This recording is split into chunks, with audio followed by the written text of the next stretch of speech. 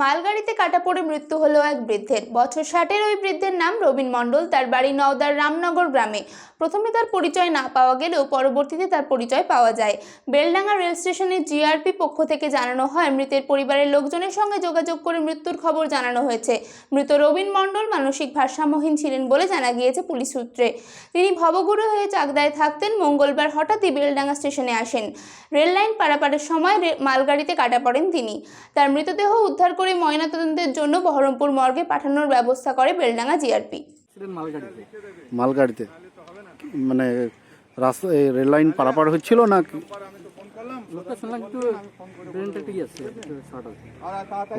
মানসিক ভারসাম্যহীন। কোথায় বাড়ি কিছু জানতে পেরেছেন? বাড়ি শুনলাম যেটা রামনগর নওদা থানা। Ramnagar, Shabdanagar post office. এমনি নাম কি? নাম জানা গেল রবীন্দ্রনাথ মণ্ডল। বয়স মোটামুটি 55। সুনিতা, মুর্শিদাবাদের সর্বকালের সেরা এবং ঐতিহাসিক বস্ত্র প্রতিষ্ঠান।